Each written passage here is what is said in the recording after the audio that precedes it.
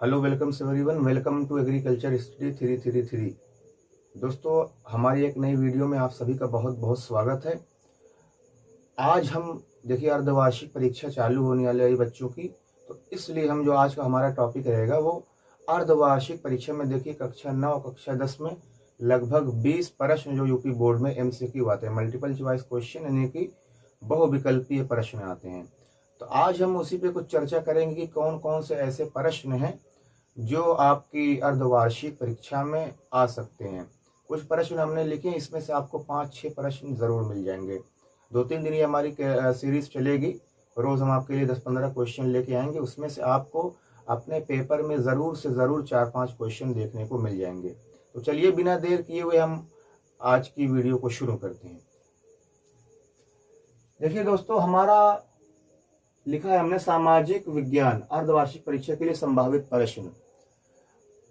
जो कक्षा 9 हो चाहे कक्षा 10 हो, जो सबसे पहला इंपॉर्टेंट, चाहे वो कक्षा 9 का हो चाहे कक्षा 10 का हो, सबसे पहला जो इंपॉर्टेंट क्वेश्चन बनता है वो फ्रांसीसी क्रांति कक्षा 9 में है, और कक्षा 10 में यूरोप में राष्ट्रवाद का उदय।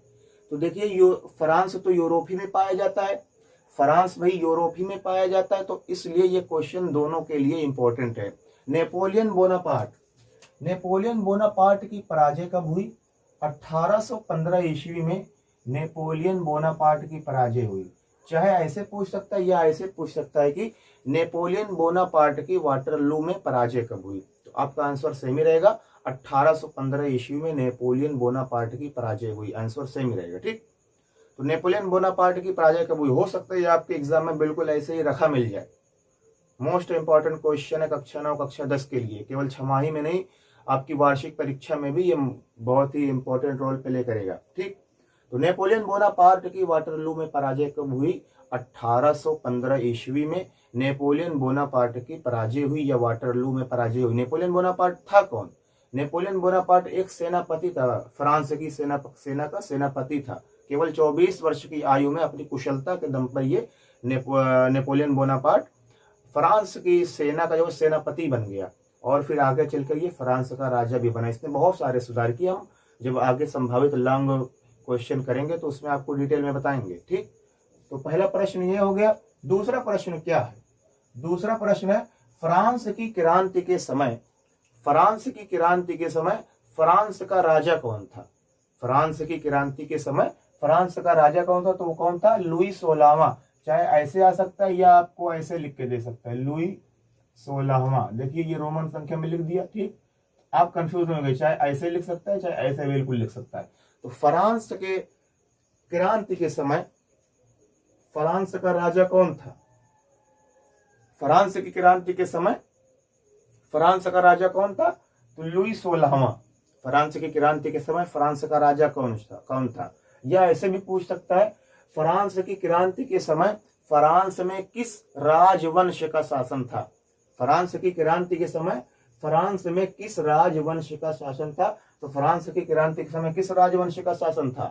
फ्रांस की क्रांति के समय बूर्बो राजवंश का शासन था। कौन से राजवंश का? बूर्बो राजवंश का शासन था। एक क्वेश्चन, 3 क्वेश्चन आपके हो गए। नेपोलियन बोनापार्ट की वाटरलू में पराजय कब हुई या नेपोलियन बोनापार्ट की पराजय कब हुई? 1815 ईस्वी में। यह आपके सामने आ सकता है। नेपोलियन बोनापार्ट की पराजय हमने बता दिया।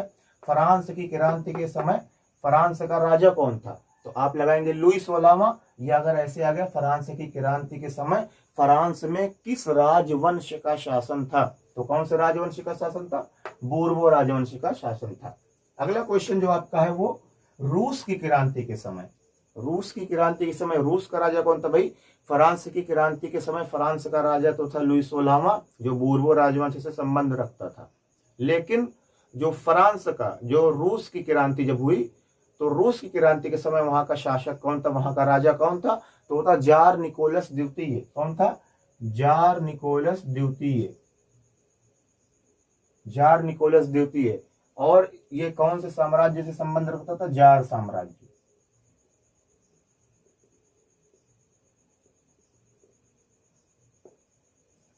तो रूस की क्रांति के समय रूस का राजा कौन था?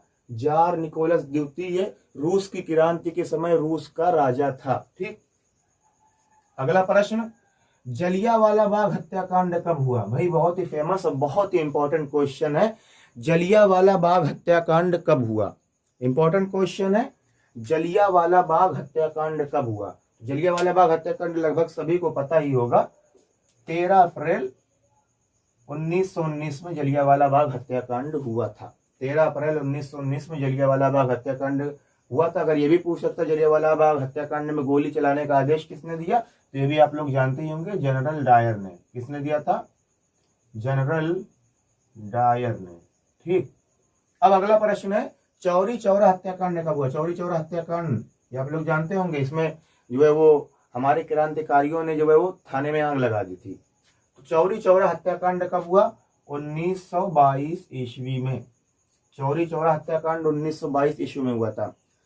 ये शायद जो है एक सत्याग्रह आंदोलन के वापस लेने का कारण भी था। जब ये कांड हुआ तो गांधी जी काफी नाराज हुए थे।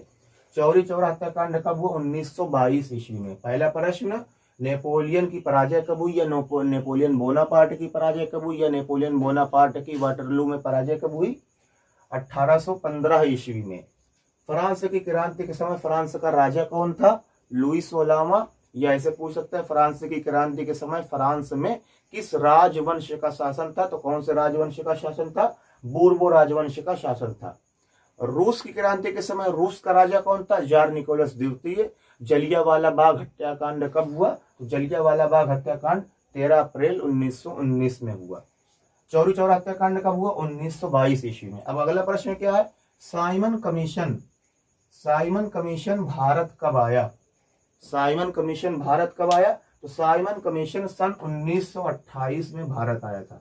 साइमन कमीशन सन 1928 में भारत आया था। देखिए एक प्रश्न है जो इंपॉर्टेंट है, अगले पिछले साल वार्षिक परीक्षा में पूछा गया था। राष्ट्रवाद की अवधारणा का जन्म किस घटना को माना जाता है?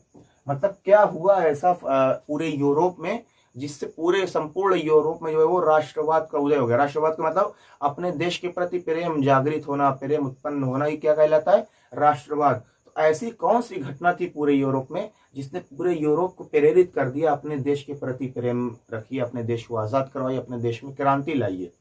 तो वो थी फ्रांस की क्रांति। फ्रांस की क्रांति कब हुई थी?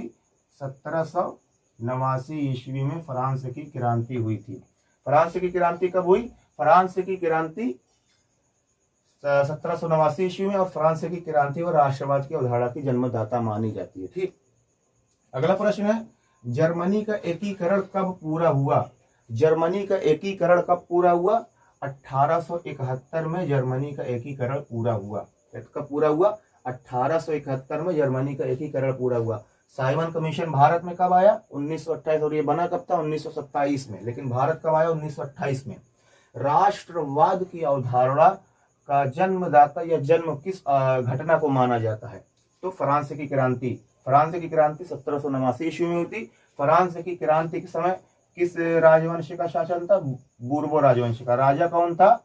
लुई 16वां राजा था। ठीक, अब अगला प्रश्न क्या है, प्राकृतिक संसाधन है। हमने बताया था कि प्राकृतिक संसाधन क्या होते हैं? वे संसाधन जिन्हें ईश्वर ने आपको गिफ्ट दिया है, ईश्वर ने बनाया है, नेचर ने बनाया है, भगवान ने बनाया है, गॉड ने बनाया है, वो क्या है? प्राकृतिक संसाधन। जैसे ये सूर्य, सूर्य आपने बनाया नहीं है, सूर्य ईश्वर ने बनाया, तो क्या है? प्राकृतिक संसाधन। मिट्टी, मिट्टी किसने बनाया है? ईश्वर ने बनाया है। जमीन किसने बनाई? भूमि ईश्वर ने बनाई है। जल किसने बनाया है? ईश्वर ने बनाया है। तो ऐसे संसाधन जिसको ईश्वर ने बनाया, जिसको प्रकृति ने बनाया है, वो क्या कहलाते हैं? वो प्राकृतिक संसाधन कहलाते हैं। जैसे सूर्य, मिट्टी, हवा, पानी, वन, जंगल, खुद मानव, हमें भी ईश्वर ने बनाया, नेचर ने बनाया है। तो प्राकृतिक संसाधन क्या है? ऐसे संसाधन। तो इसमें तो भाई ये तो इसमें आपको केवल उदाहरण ही दिया रहेगा।